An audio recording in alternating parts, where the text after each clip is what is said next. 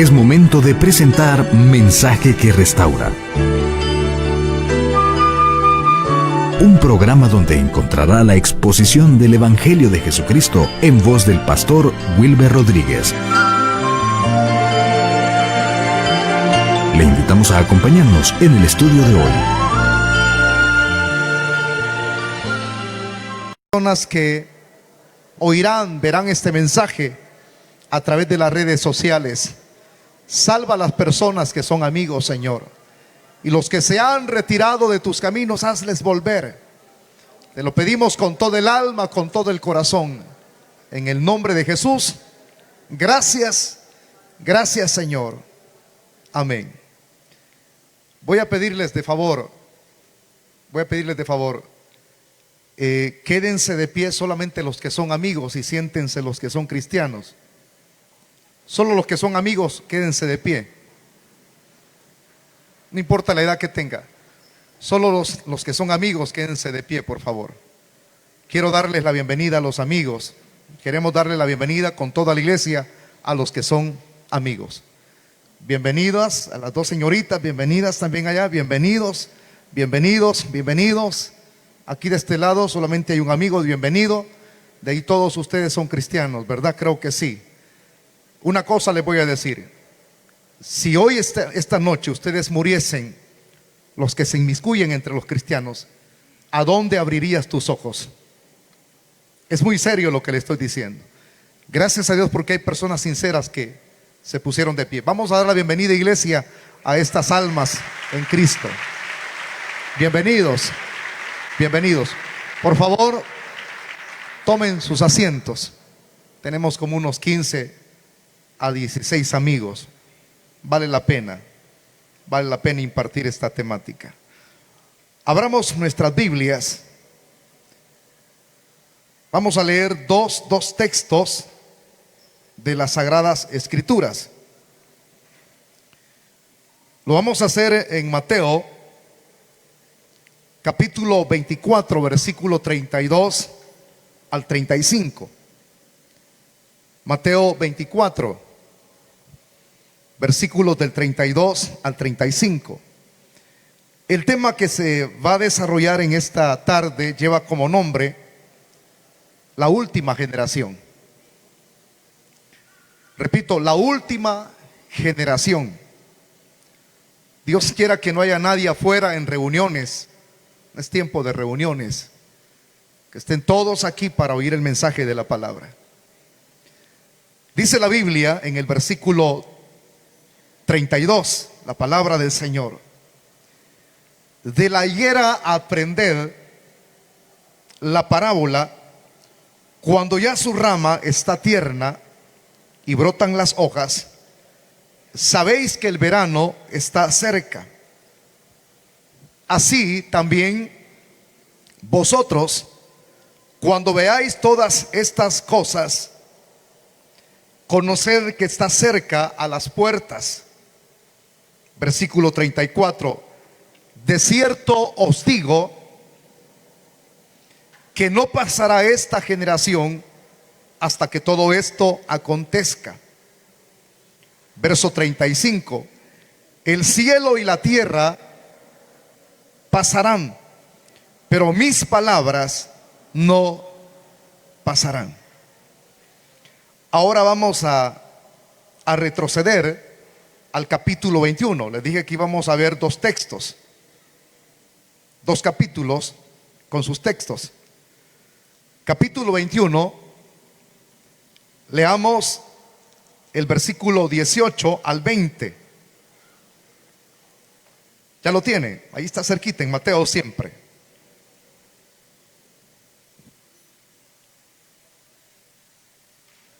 Dice el verso 18: por la mañana, volviendo a la ciudad, dice que tuvo hambre, y viendo una higuera cerca del camino, vino a ella, y no halló nada en ella, sino hojas solamente.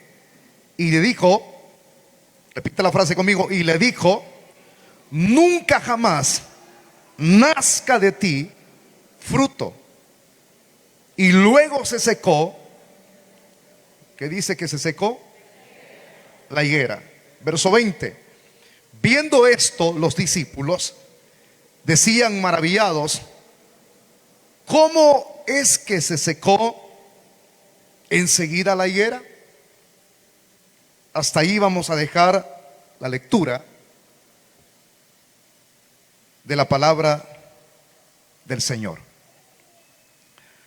Para iniciar la disertación de esta tarde, a leer ambas citas bíblicas, capítulo 21, capítulo 24, en lo que es la primera cita del capítulo 24, algunos expositores han escrito y han enseñado lo que yo voy a decirles a ustedes, porque para poder impartir esta temática yo tuve que únicamente estudiar, y al estudiar no tengo que pasar por alto todo lo que escribí en mis notas de apuntes y en lo que pude memorizar.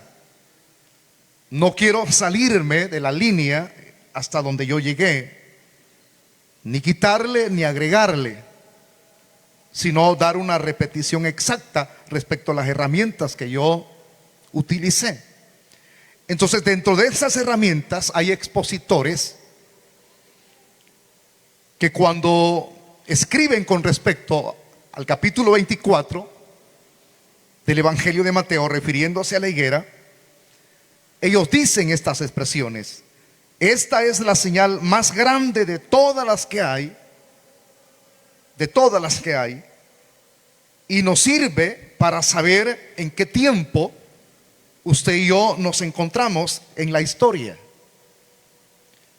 Es decir, que si alguien llegase a pasar por alto esta señal, que es una de las más contundentes, que es una de las más grandes, entonces lo que sucedería si alguien pasara por alto es que no se estaría ubicando en qué tiempo de la historia es que estamos viviendo. O sea que esa persona permanecería en un letargo, es decir, en un sueño profundo. Cuando una persona está dormida en un sueño profundo, no me refiero necesariamente al sueño que es normal. Es decir, cuando nos corresponde descansar a usted y a mí durante la noche.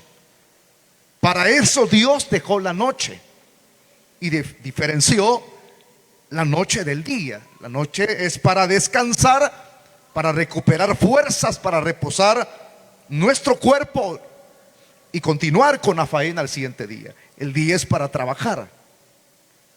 Entonces hay personas que en el sentido espiritual, no refiriéndome a ese sueño común, natural, normal, hay muchos que están dormidos en lo espiritual. Y una persona dormida, espiritualmente hablándolo, está en un letargo. Una persona dormida pasa por alto los eventos o señales que están escritos en este libro. Uno bien quisiese sacarse el corazón. Si dependiese la salvación de uno, uno quisiera hacerlo, como cuando una enfermedad es transferible. Hay enfermedades que son transferibles. Hay epidemias que se pasan a todos los que se contaminan de ella. Y por eso es que muchos entran en cuarentena, los separan para ver qué se puede hacer para que eso no se pase de una persona a otra. Explico de esta manera en lo que se da con las enfermedades que son transmisibles. Hay personas que transmiten su letargo los unos a los otros.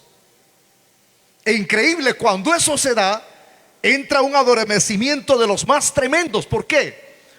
Porque los seres humanos somos proclives siempre a absorber más lo malo, es decir, a que se nos pegue lo malo.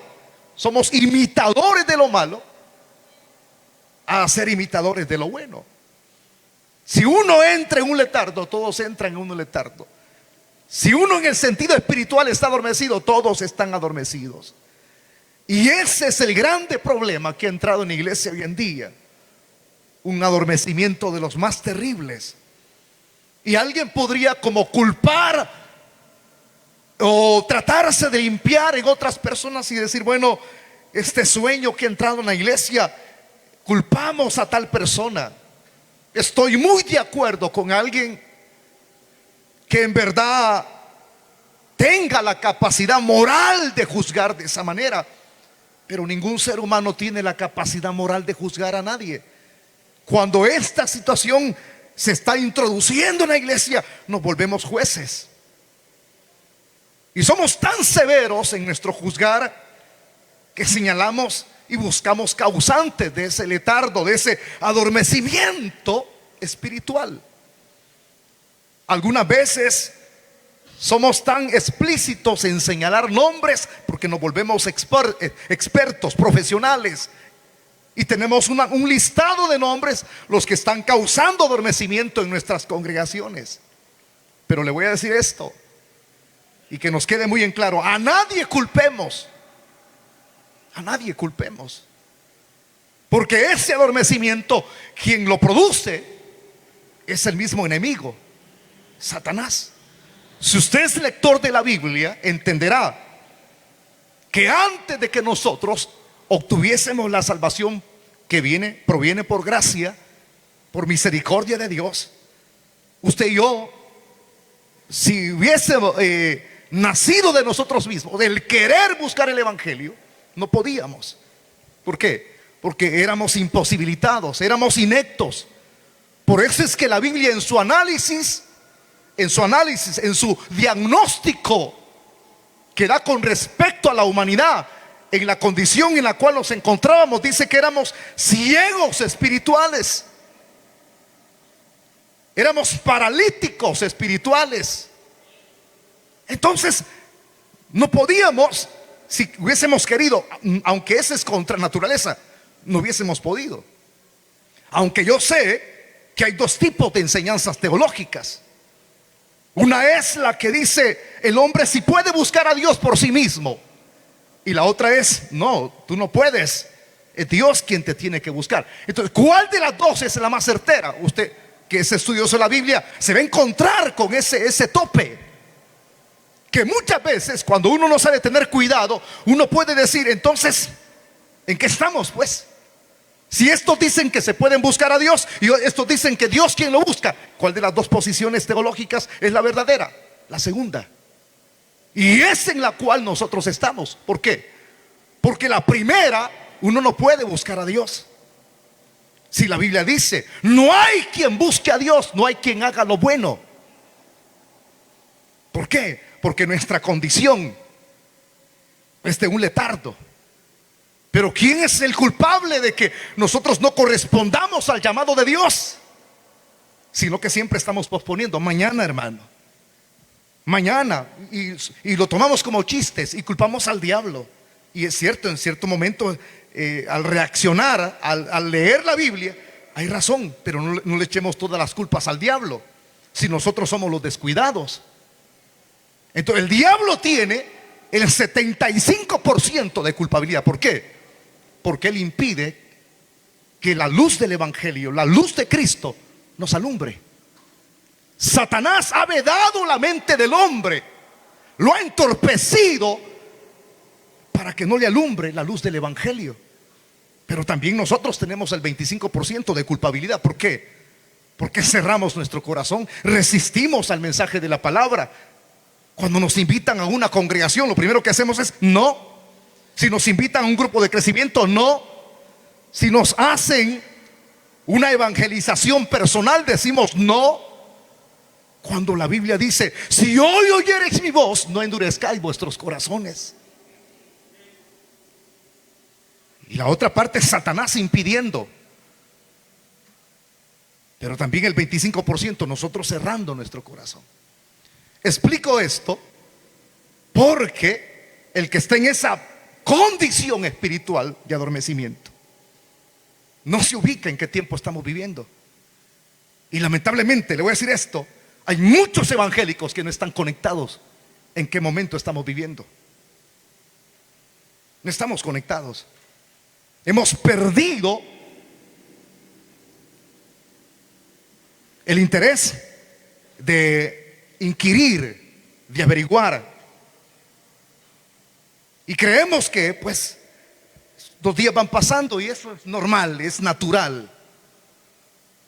Pero fíjese que cuando uno considera las profecías de la Biblia y se mete y hace caso a la palabra, es persuadido por la palabra, y uno le presta interés a esto, entonces uno se ubica en qué tiempo nos encontramos en la historia hoy. Hermanitos amados, estamos en los albores finales. Estamos en los tiempos finales. Yo acabo de decirle algo que es trascendente y unos 4 dijeron amén. ¿Ya vieron? ¿Por qué? Porque usted dice, mañana tengo que trabajar. Y usted hace sus planes. El próximo domingo me caso. Ya voy a recibir el salario. Tengo que pagar la casa. Y sigue su vida. Cuando en el reloj de Dios, en el cronos de Dios, porque la expresión tiempos puede ser tiempos, cronos o kairos. Un tiempo es el que transcurre acá y otro tiempo es el que maneja Dios. Los dos tiempos Dios los maneja en su soberanía. Tanto el tiempo de aquí como en el cronos de Dios, todos están enlazados. Veamos esto. Si esta es una señal de las más importantes,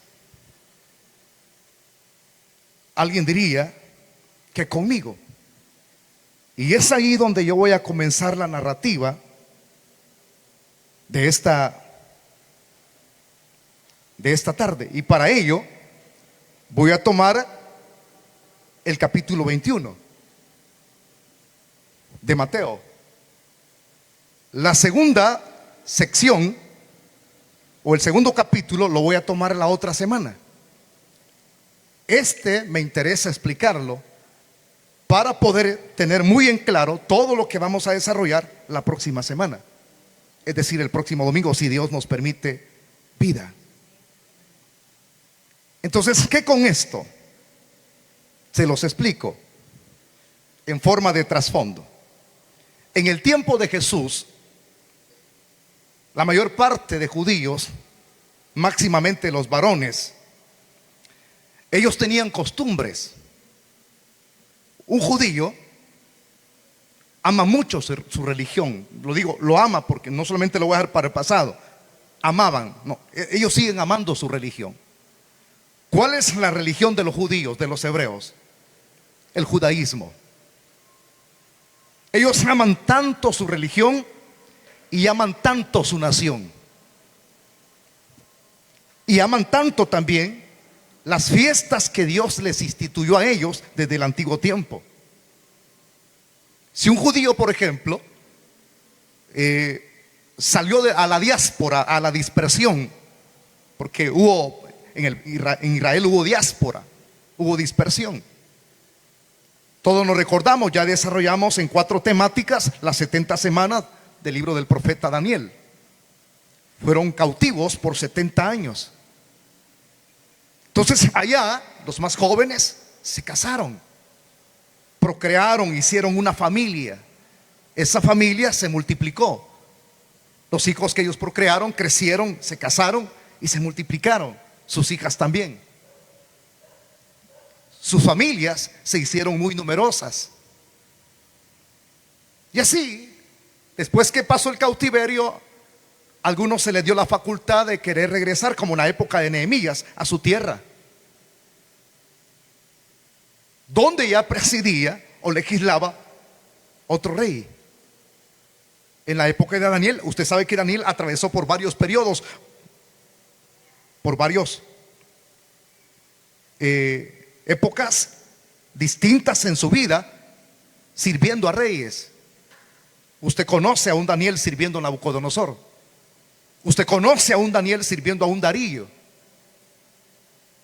que lo estimaba. Entonces, épocas distintas, épocas diferentes. Y uno observa eso y los israelitas amantes de su tierra, amantes de sus costumbres. Usted observa a un Daniel que dice la Biblia que a pesar de que pusieron un decreto de que no se tenía que invocar a otro Dios en tantos días, Daniel rompió con eso, porque él amaba su nación, amaba la búsqueda de Dios. Ya sabía de que habían puesto un decreto, y todo aquel que transgrediera ese decreto, es decir, no hiciera caso a él, lo iban a enviar a la fosa de los leones. Pero esa era una trampa. Por ahí los sátrapas, lo que hoy diríamos en nuestra época los alcaldes, le tendieron esa trampa. ¿Por qué? Porque Daniel era una persona recta, y en todo cuanto buscaban señalarlo no hallaban. Era una persona transparente, que caminaba en rectitud. Entonces buscaron la manera, y Daniel ya sabía. Entonces cuando abrió su recámara, iba abriendo las ventanas que en dirección geográfica daban hacia el templo. Daniel oraba en esa dirección, y lo hacía 3 veces al día. Costumbre buena de buscar a Dios. Y la otra, añadiendo eso, buscando la dirección hacia Jerusalén, porque amaba su tierra, y estuvo dispuesto a morir, por lo cual él mismo se sometía en la búsqueda de Dios. No le importó. Entonces la mayor parte de judíos, así como Daniel, amaban su tierra, amaban su religión. Entonces no hay por qué admirarse cuando un judío que había nacido en la diáspora, en la dispersión, cada año venía, cada cierto tiempo venía a Israel. Y así sucedía en la época de Jesús. Los varones venían a Jerusalén 3 veces al año, los que habían nacido por allá. Los que vivían en diferentes provincias, 3 veces al año. ¿Por qué 3 veces al año? Porque a ellos les gustaba participar de las fiestas. Venían a la fiesta de la Pascua, y venían a celebrar a las otras fiestas que Dios había instituido. Ellos tenían que caminar mucho, geográficamente hablándolo. Y ellos, cuando venían a Jerusalén, todos venían a través del área geográfica de Jericó. Si alguien quiere ubicarse, en lo que es geográficamente, hay mapas por donde los hebreos transitaban. Hay mapas, y allí en el mapa aparece el área de Jericó, porque ese era el camino que ellos tomaban. Pero fíjese, hermano, cuando uno encuentra dentro del mapa esa área geográfica por donde estos varones caminaban para llegar a las fiestas en Jerusalén, cuando ellos venían como peregrinos, ellos siempre allí cerquita, ya cuando iban llegando a Jerusalén, se encontraban con una higuera. Una higuera. Alguien diría, ¿qué es una higuera? Bueno, todos sabemos que la higuera, el árbol de la higuera, lo que produce es higos. Entonces esa higuera siempre estaba allí, en ese sitio geográfico, por el camino. Y por eso es que esa higuera se volvió tan famosa. Se hizo famosa, era la misma higuera. ¿Quién no conocía esa higuera? Todos los transeúntes, todos los que caminaban, se encontraban con la higuera. Todos los peregrinos. Entonces la conocían muy bien. Pero ahí el dato: Jesucristo caminó por ese mismo camino, por donde estos transeúntes, por donde estos hebreos que amaban su nación, amaban su religión, caminaban 3 veces al año. Le voy a decir esto: no fue coincidencia que Jesús haya caminado por allí. Había un propósito. Entonces él caminaba con sus discípulos. Habían ya pasado muy regularmente por esa misma higuera. O sea que no era la primera vez que Jesús caminaba por allí. Al igual como que ellos viajaban 3 veces al año, Jesús ya había caminado por ese sitio. Habían pasado una vez, habían pasado otra vez, habían pasado la tercera vez, y lo hacían muy regular. Siéntenme a ese montón de cipotes que andan caminando, hermanos diáconos, por favor. No podemos estar agarrando el templo como que si fuera parque. Esta es la casa de Dios donde venimos a oír el mensaje de la palabra. No se puede. Entonces Jesús conoció la higuera famosa.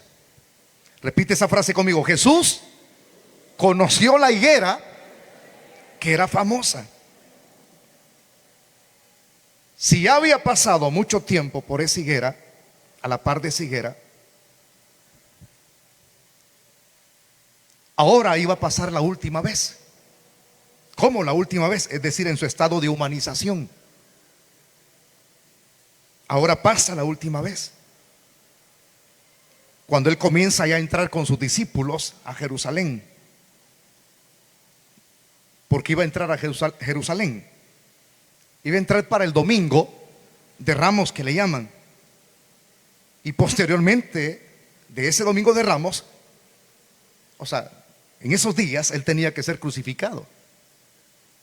Jesús habría de morir un día viernes. Habría de estar sepultado viernes, lo que restaba de las horas durante la oscuridad de la noche, sábado, y habría de resucitar el día domingo. Estoy dando este dato exacto. Era la última vez que pasaría por esa higuera.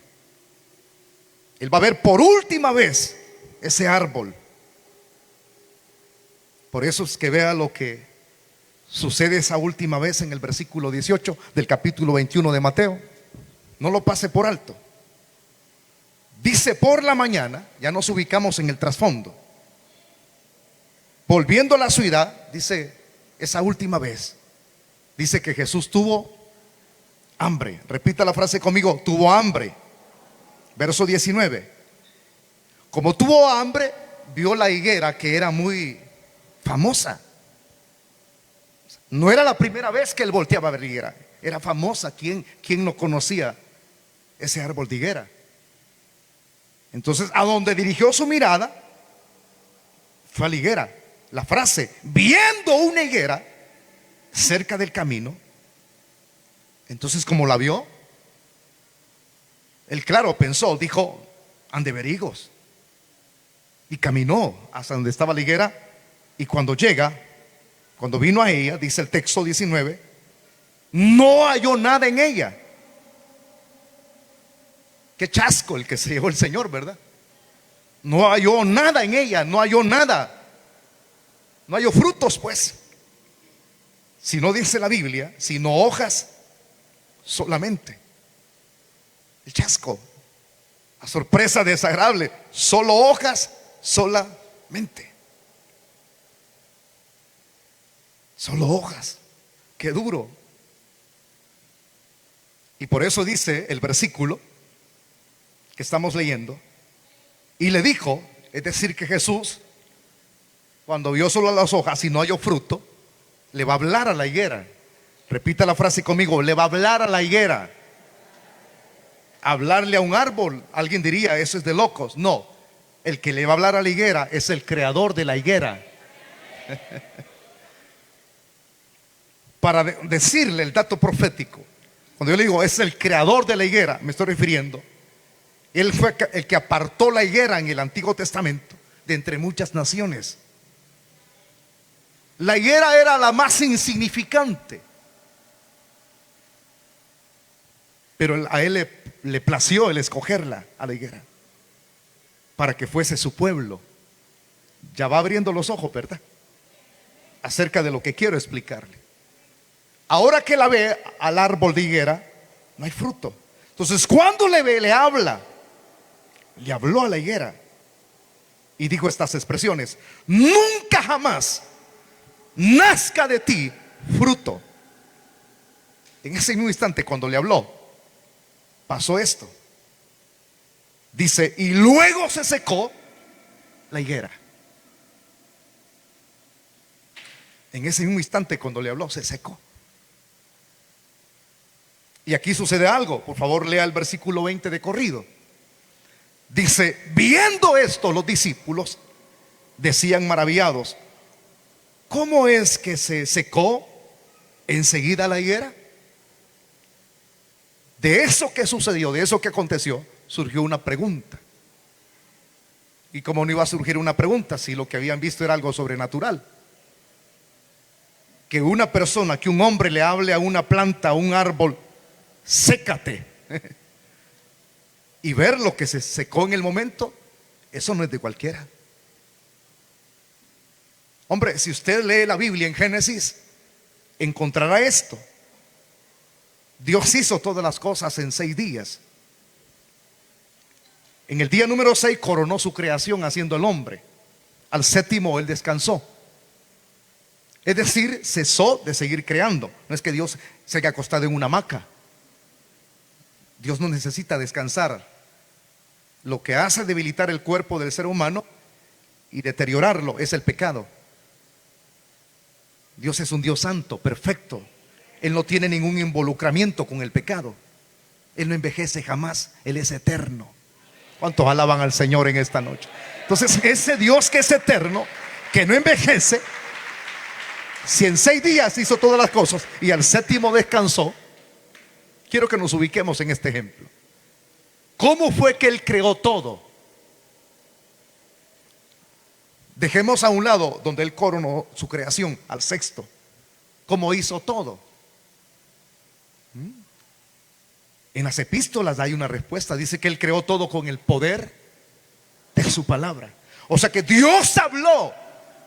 Cuando quiso hacer peces, le habló a las aguas. Y se hicieron los peces. O sea, en todo lo concerniente a lo que se hizo en 5 días, lo hizo con el poder de su palabra. Repita la frase conmigo: lo que sale de la boca de Dios, dígalo, tiene poder. ¿Qué es lo que sale de la boca de Dios? Su palabra tiene poder. Todo lo hizo en 5 días. Pero cuando creó al hombre, aquí hay una diferencia que se enmarca. Cuando creó al hombre al 6º día, no lo hizo con el poder de su palabra. ¿Por qué? Porque lo que iba a hacer al 6º día se diferencia de lo que hizo con el poder de su palabra. O sea, tiene más valor, pues tiene más peso. ¿Por qué? Porque lo que crearía al 6º día, lo haría a su imagen y semejanza.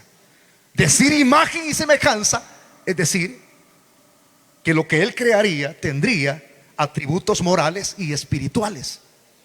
Dios es santo, al hombre lo haría santo. Dios es eterno, al hombre lo haría eterno. Esos son atributos morales y espirituales. Lo hace con sus manos del polvo. Y vea, bien hubiese hecho, lo mismo que hizo lo demás en 5 días. Con el poder de su palabra le hubiera dado vida al hombre, pero no lo hizo así.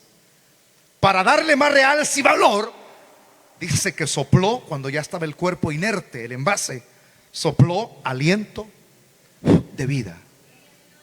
Dice un expositor, la Biblia dice que le dio un soplo, pero dice un expositor, mire qué lindo, me gusta esto. Dice que unió sus labios a los labios del hombre.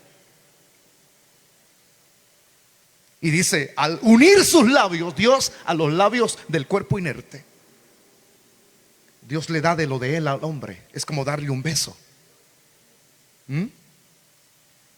Te doy de lo mío, de lo que no tiene lo demás, te lo doy a ti. Por eso es que nosotros tenemos un grande valor. Un grande valor a los ojos de Dios. No somos cualquier cosa. Por eso es que Dios nos ama tanto, tanto, que usted no tiene idea. El ejemplo: si hizo con el poder de su palabra todo en 5 días, ¿habrá perdido efectividad, poder, esa palabra cuando Dios se humanizó? Es decir, cuando Dios asimiló una naturaleza igual que la nuestra, porque Cristo es Dios hecho carne. La pregunta: ¿seguiría teniendo efectividad, poder, el Dios hecho carne? Ahí está la prueba. Le dijo a la higuera: te maldigo, ya no volverás a producir fruto. Y se secó. Ahora, aquí hay un dato interesante, porque no podemos quedarnos cortos en esta primera sección.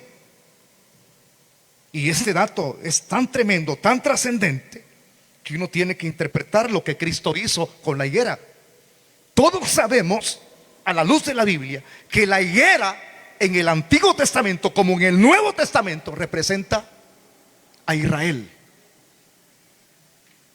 A Israel. Repita la frase conmigo: representa la higuera a Israel. A Israel.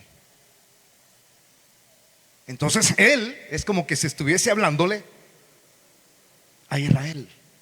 O sea que aquí uno puede ir lucidando desde ya que se la higuera representa a Israel.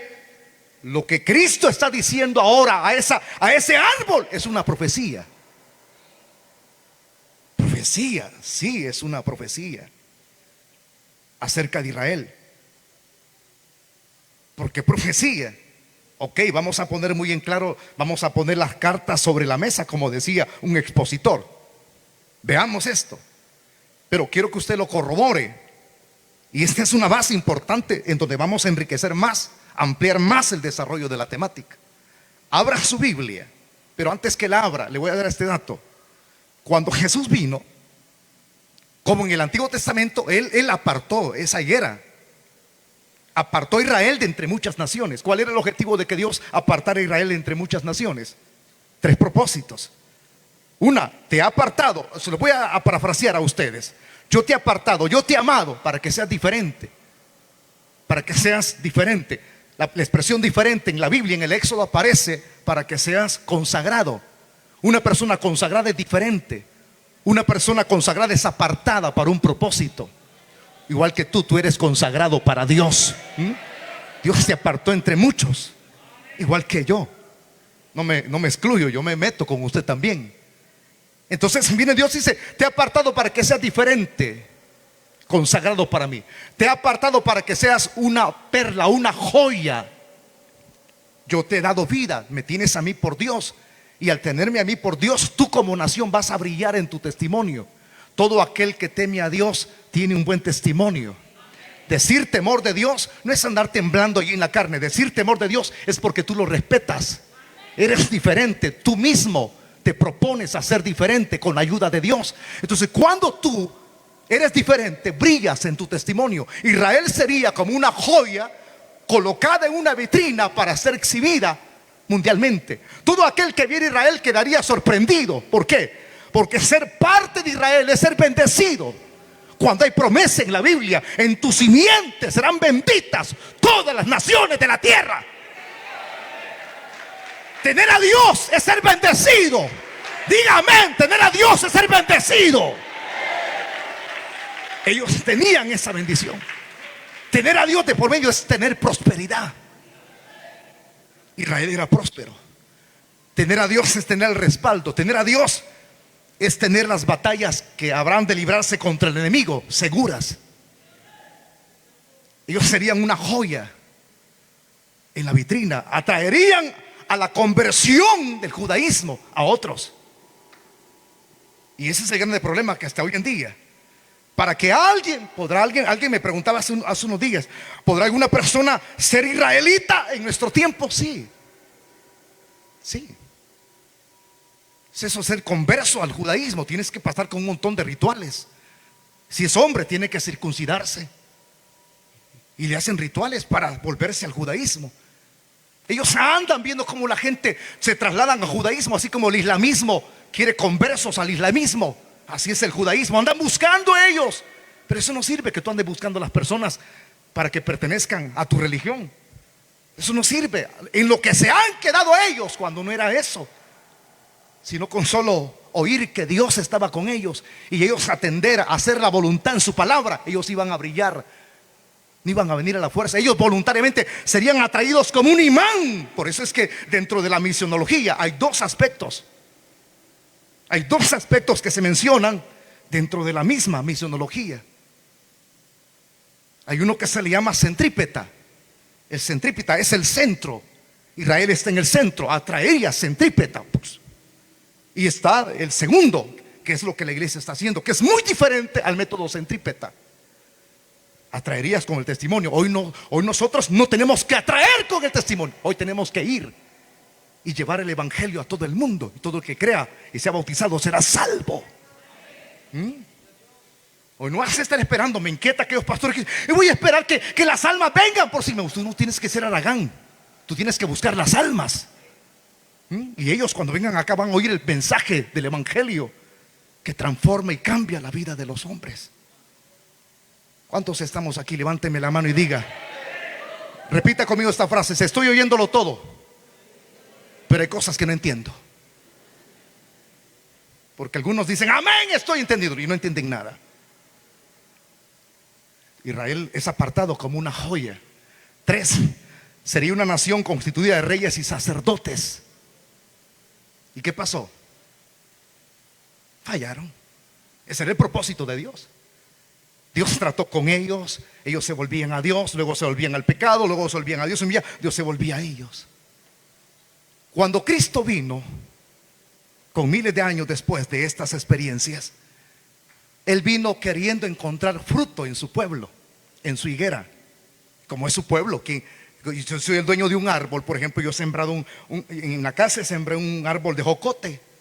Claro, con el montón de cipotes que se pasan allá, al crecer ese árbol, 0 jocotes. Como está casi en la calle, en la jardinera. Entonces sembramos un árbol también de guayabas pequeñas, de ese guayabo enano. También me pongo a pensar, como hay un montón de cipotes ahí en el polígono, 0 guayabas. Nunca voy a ver fruto. El dueño de un árbol desea ver frutos. Usted ha de tener frutos en su casa, árboles de mangos, y los ha de encerrar, los ha de tener adentro de su casa, ¿verdad? Porque si lo tiene en la calle le hartan todos los mangos. ¿Sí o no? Pues sí, para eso es buena la gente, los hipotes. Entonces, Cristo como dueño de Israel, Él es dueño de Israel y es dueño de ti. Como dueño de la higuera, Él quiere ver higueras, frutos. Entonces ahora, cuando Él vino, ahora quiero que lea Juan 1:12. Vamos a ver, el dueño de la higuera vino buscando frutos. Cuando lo tenga, usted me dice un amén fuerte.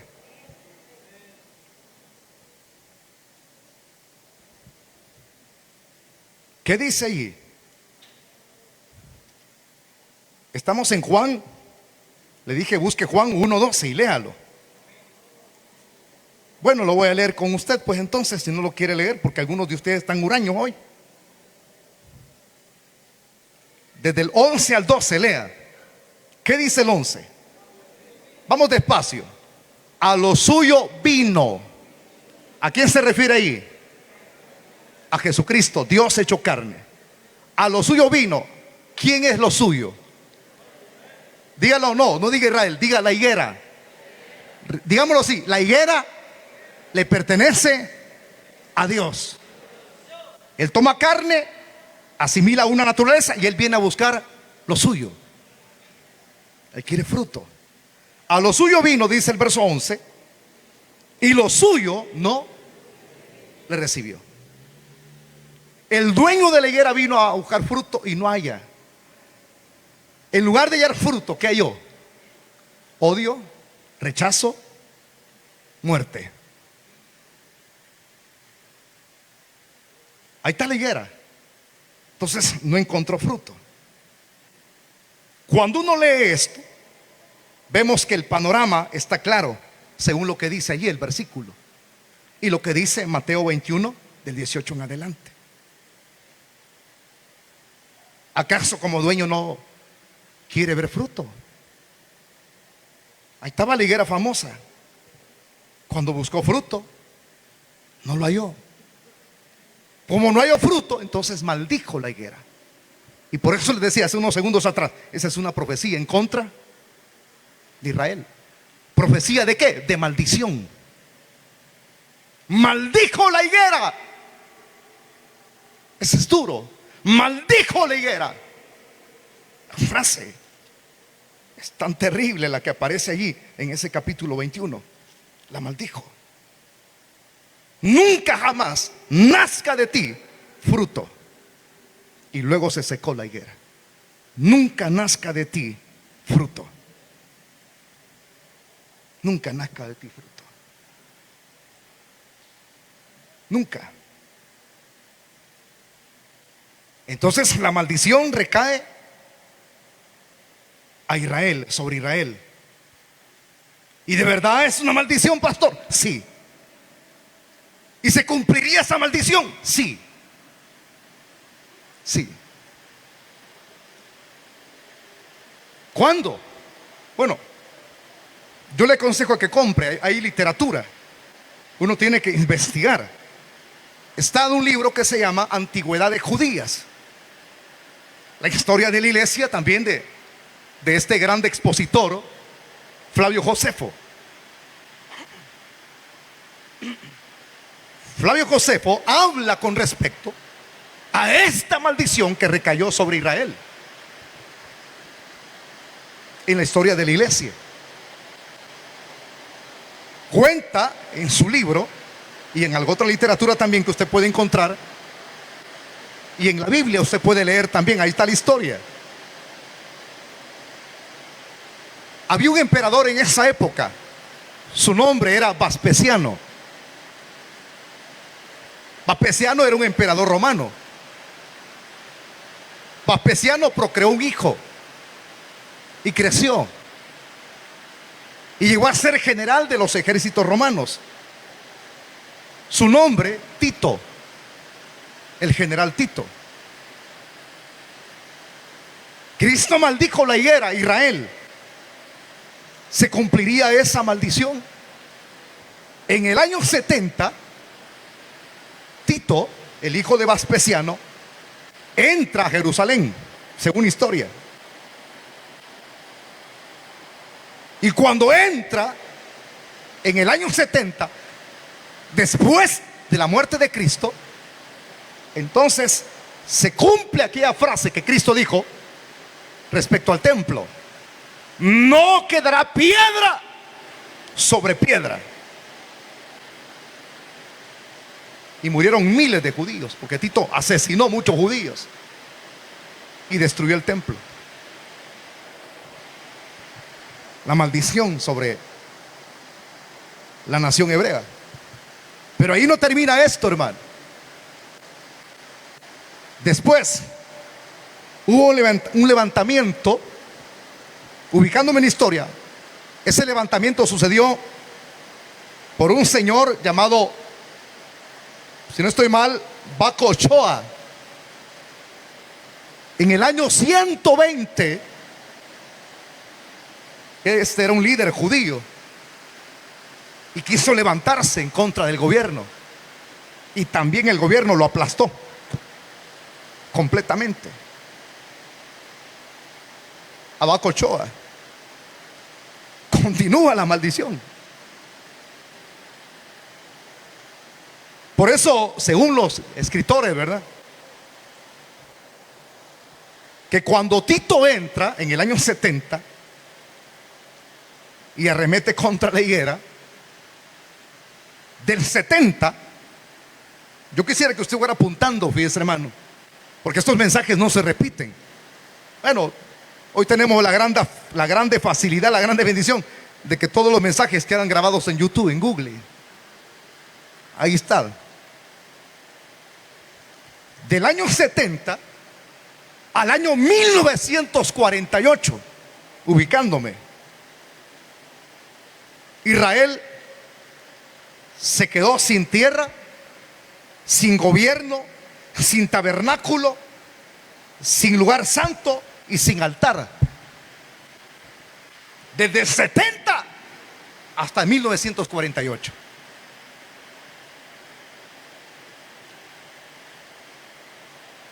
Increíble.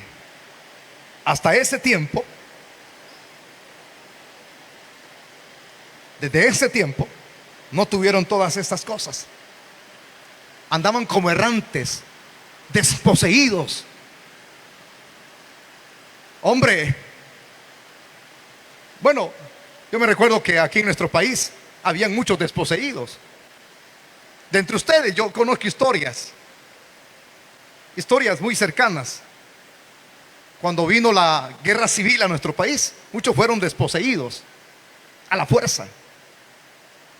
Yo soy de Usulután, de Oriente, pero no soy desposeído, nunca he tenido nada. Lo único que tengo es a Dios. Entonces no me vine de mi pueblo dejando tierras, no.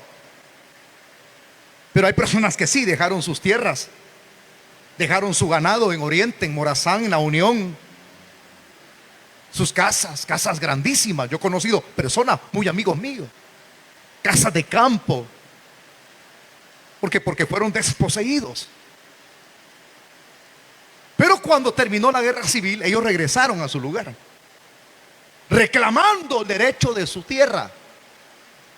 Algunos lograron, se les regresaron sus posesiones, porque tenían escrituras. ¿Estamos claros? ¿Qué hubiese pasado que una persona dijera: soy desposeído y esto es mío? Entonces, si no presenta escrituras, no hay evidencia. Ese es un ejemplo. Este pueblo, que fue desposeído por causa de esta maldición, por no presentar frutos, por haber rechazado al Mesías, por no haber vivido bajo la voluntad de Dios. En Génesis, ellos tienen tierra para siempre. Lo que Dios le dio a Abraham sería de las generaciones que vendrían posteriormente de él, es decir, de los que saldrían de sus lomos. Esa tierra es de Israel, porque Dios se la dio a ellos. Y usted acaba de decir, pastor, que ellos andaban errantes, perdieron la tierra, sin gobierno, sin tabernáculo, sin lugar santo, sin altar. Aunque ellos hubiesen reclamado, no podían, porque estaban fuera de la línea de Dios, fuera de la voluntad de Dios. Del 70 a 1948. Cuando Israel retorna, los desposeídos, a ir a asentarse en lo que era de ellos. Mire esto, es un lugarcito geográfico. Israel se parece mucho a El Salvador. Tenemos mucho en común. Pequeña la tierra. Cuando ellos llegan a ese lugar pequeñito, entre medio de los países árabes, no eran queridos. No eran queridos. ¡Pum! Se asentan. Se asentan. Yo escribí esto que encontré en una literatura. Cuando ellos llegan a la tierra, 1948, 2 días después, comienza a llover. Y alguien diría: eso no es sobrenatural. No, tengo otro dato. Cuando ellos regresan a la tierra, ya habían transcurrido muchos años. Ya tenía años de no llover en el Medio Oriente. No llovía. Y fíjense, hermano, la naturaleza está regida por la palabra. Si Dios dice no llueve, no llueve. Estamos aquí. Si Dios dice hasta aquí llegan ustedes, hasta aquí llegamos. Nuestra vida está regida por la voluntad del Señor. O sea que en todo ese tiempo atrás, si la higuera fue maldecida, los cielos se habían cerrado en el Medio Oriente. Dicen los mismos historiadores, no había llovido por muchos años antes de 1948. Muchísimos años tenía de no llover, de no caer una gota de agua en el Medio Oriente. Cuando Israel llega, la higuera seca, maldecida, pero todavía siendo el pueblo de Dios, y se asentan en 1948 y es declarada independiente, la independencia de Israel.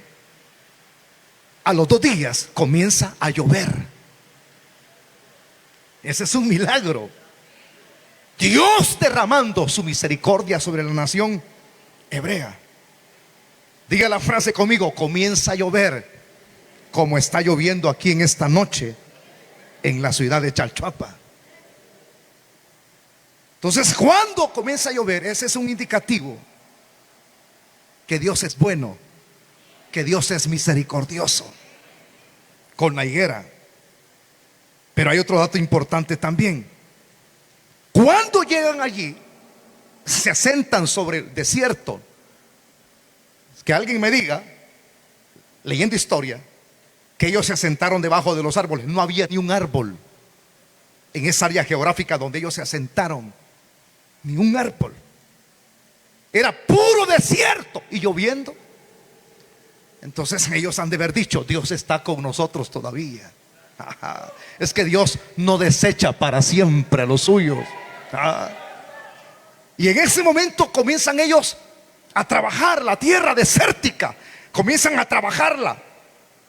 Y de 1948, según los historiadores, a 1950, 2 años de trabajo arduo.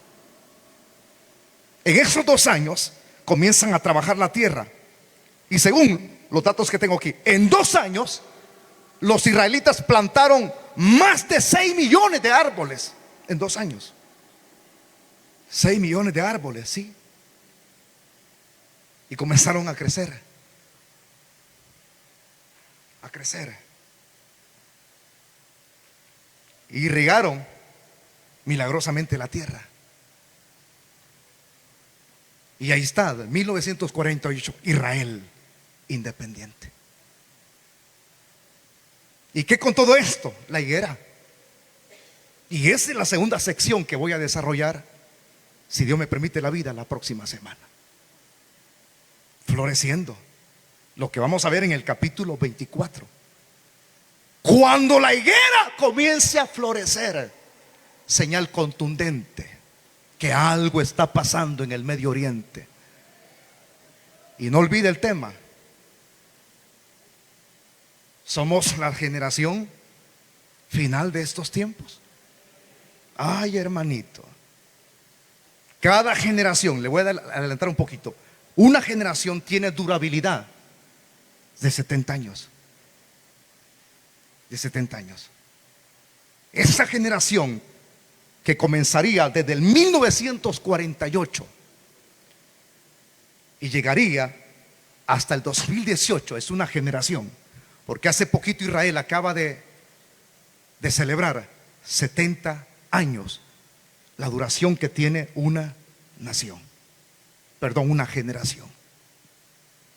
La próxima semana véngase preparado, porque aquella higuera que fue maldecida, según el capítulo 24, ha comenzado a florecer.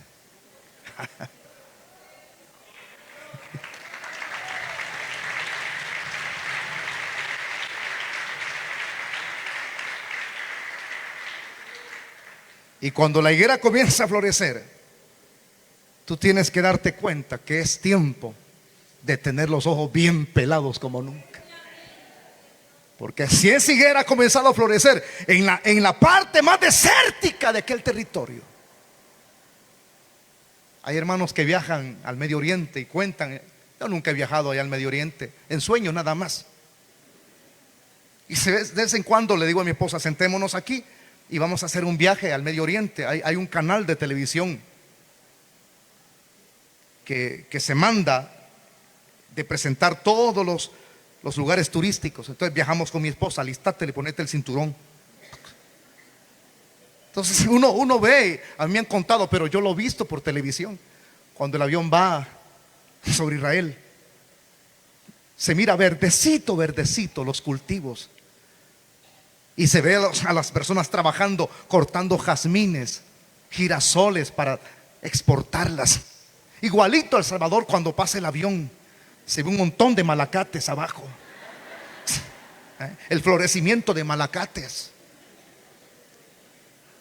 Igualito como cuando uno viaja a México. Ahí sí le puedo decir porque he viajado a México. He viajado a México. Cuando uno se va por las partes desérticas del desierto de Arizona, los que hemos caminado por Guadalajara, los que hemos pasado ríos. Yo ya viví todas esas experiencias. Y cuando uno va por arriba o va en aquel tren Y uno va viendo todo el panorama. Hay partes desérticas, desoladas. Y la pregunta es, ¿por qué se ve tan reverdecido los campos de Israel? Porque hay uno que tiene su mano y sus ojos puestos sobre ese pueblo. Entonces pronto viene, ya se está dando el florecimiento de la higuera. Y uno tiene que poner su mirada ya, porque esa es la señal. ¿Señal de qué, pastor? De que la venida de Cristo está pronta a esta tierra. No tenemos que estar durmiendo. El consejo de la palabra es: velad y orad, porque no sabéis el día ni la hora en que el Hijo del Hombre vendrá. Tenemos que estar orando de manera constante. Tenemos que estar con nuestras lámparas llenas de aceite.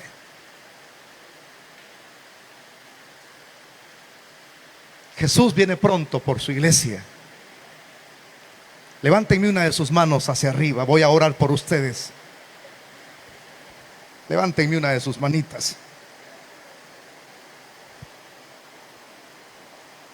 Señor, en esta hora yo te ruego bendiciones sobre toda tu iglesia, sobre tus hijos, sobre los hijos de ellos y los que están más mayorcitos, sobre sus nietos. Bendito y poderoso Dios, abre los ojos. Abre sus ojos, Señor.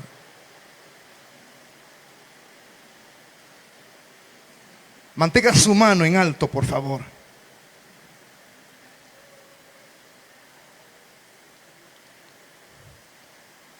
Porque grande eres tú y digno de alabanza.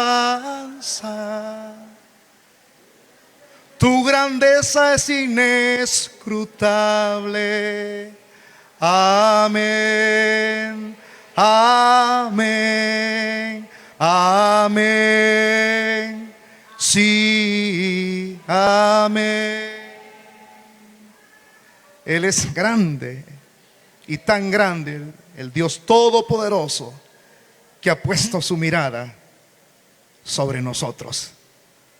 Hoy en esta noche es una noche especial, es una noche para poder hacer una invitación clara a todos aquellos que están aquí como amigos. Esta oración que voy a hacer, voy a pedir por favor que la repitan únicamente las personas que son amigos, los que son amigos, los que son cristianos. Si usted ya está bien con el Señor, tiene a Cristo, no la haga, por favor. Solamente los amigos. Abra sus labios y repita conmigo: Padre y eterno Dios que estás en el cielo, yo te doy las gracias, Señor. Te doy las gracias. Siga repitiendo: por esta oportunidad la cual tú me permites. Señor, yo te abro las puertas de mi corazón. Me arrepiento de mis pecados. Señor, me humillo delante de ti. Perdóname. Me vuelvo a ti. Perdóname, Señor. Aquí estoy para que tu sangre me limpie de todas mis transgresiones. Señor, ahora yo te recibo como mi Salvador, como mi Rey, como mi Señor. Creo que eres Dios. Creo que tomaste mi lugar en esa cruz, la cual a mí me pertenecía estar ahí en ese lugar. Gracias, Padre, por el don de la vida eterna que me das en tu Hijo Jesucristo. Amén, Señor, y amén. Te alabo y te bendigo, Padre, en el nombre de Jesús.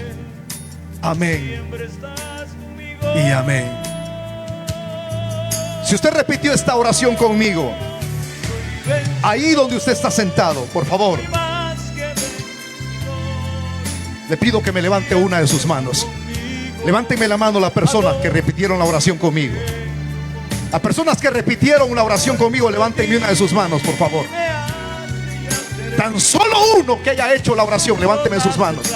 Hermano diácono, mire su grupo, hermano, no mire para acá, por favor. Mire su grupo de personas.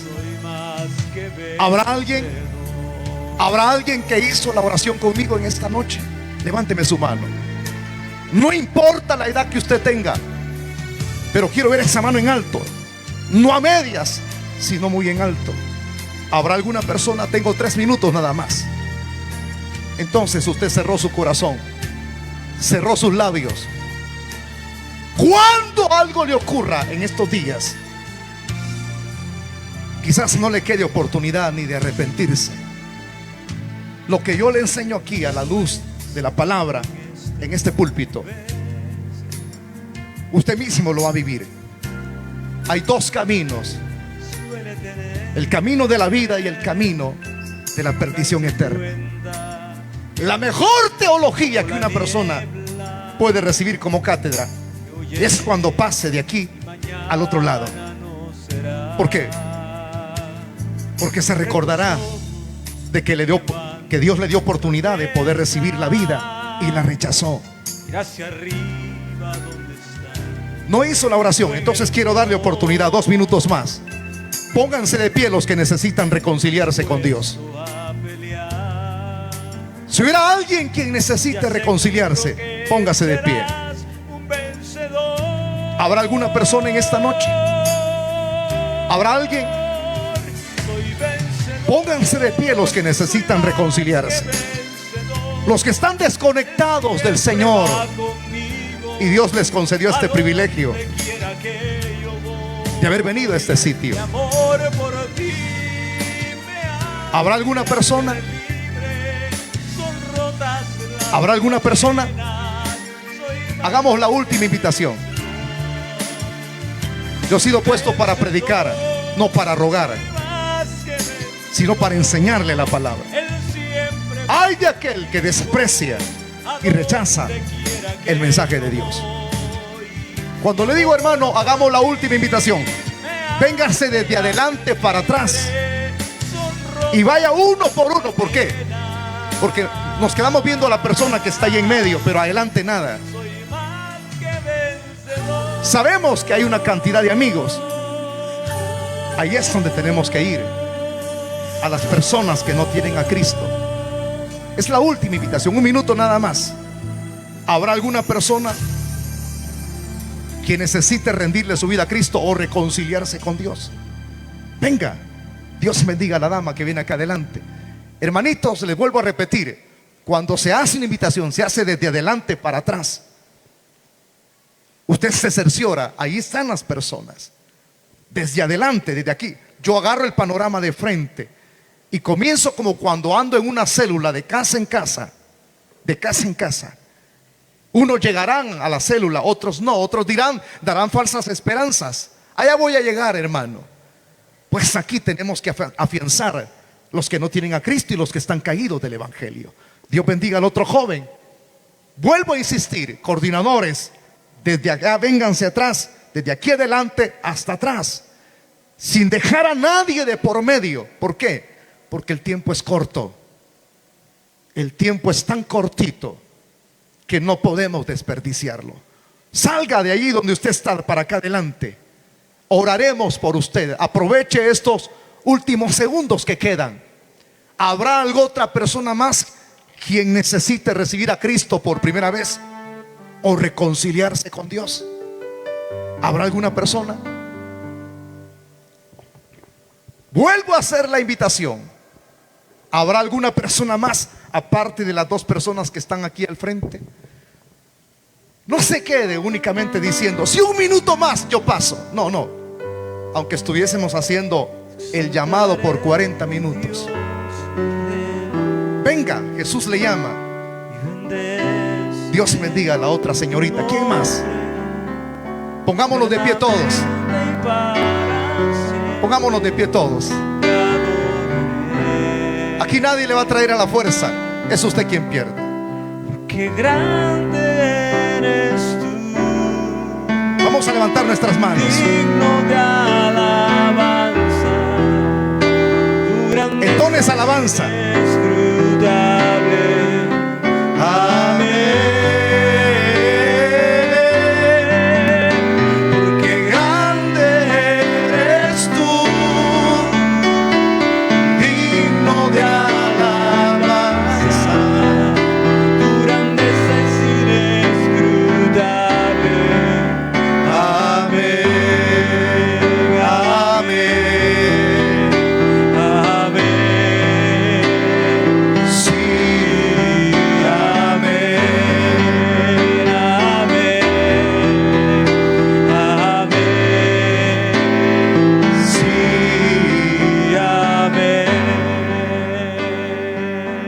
¿Alguien más? Toda la iglesia esté orando. Levanten sus manos hacia arriba. Quiero que todos intercedamos un minuto más. ¿Tiene manos usted, iglesia? Hijos de Dios, ¿tienen manos? Levanten sus manos entonces. No estén con los ojos abiertos. Intercedan un minuto. Ya se oró por todos ustedes. Y si eso se ha hecho, Dios está haciendo una obra a través de su Espíritu. Cuando el Espíritu Santo se mueve, aunque nos resistamos, aunque pospongamos, aunque vengamos indispuestos, es el día nuestro. Hoy es el día aceptable. Hoy es el día de salvación.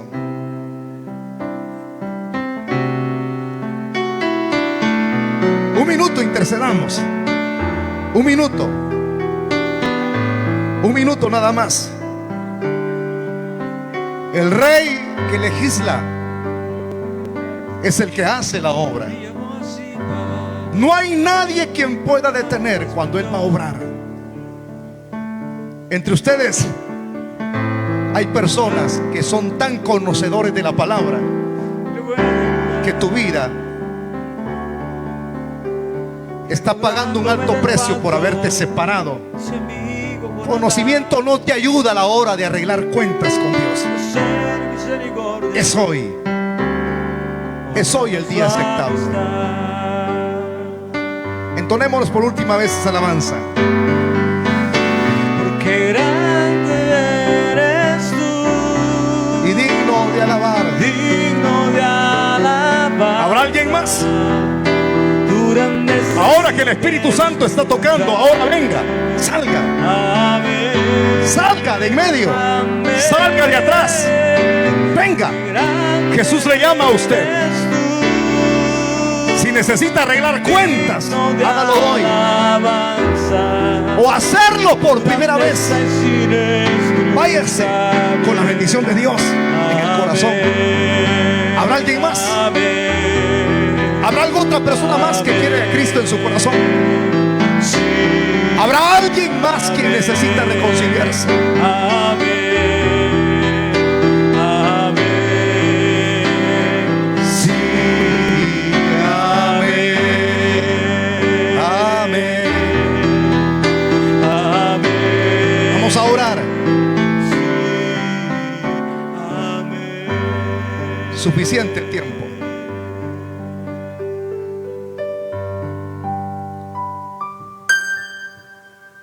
Padre y eterno Dios, te damos las gracias por esta primera temática que nos has concedido desarrollar.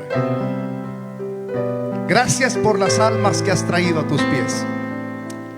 Te bendecimos, Señor, te engrandecemos. Por uno vale la pena seguir enseñando tu palabra. Estos son aquí, más los que se están ahí, los que te están recibiendo a ti en su corazón a través de las redes sociales. Hay muchas personas que están recibiendo a Cristo, que se están reconciliando. Y hay muchos que siguen dormidos en su letargo, en su sueño profundo, y no reaccionan. Abre los ojos de los tuyos y haz que estén bien abiertos, porque la venida de tu Hijo está cerca. Te pedimos, Señor, que bendigas a tu iglesia, que ellos tengan sus lámparas llenas de aceite, que su comunión esté muy estrecha contigo. Gracias por todo este tiempo, Señor, por tu palabra, la cual nos habla, nos exhorta de manera continua. En tus manos estamos y despídenos en tu paz. Es nuestra rogativa.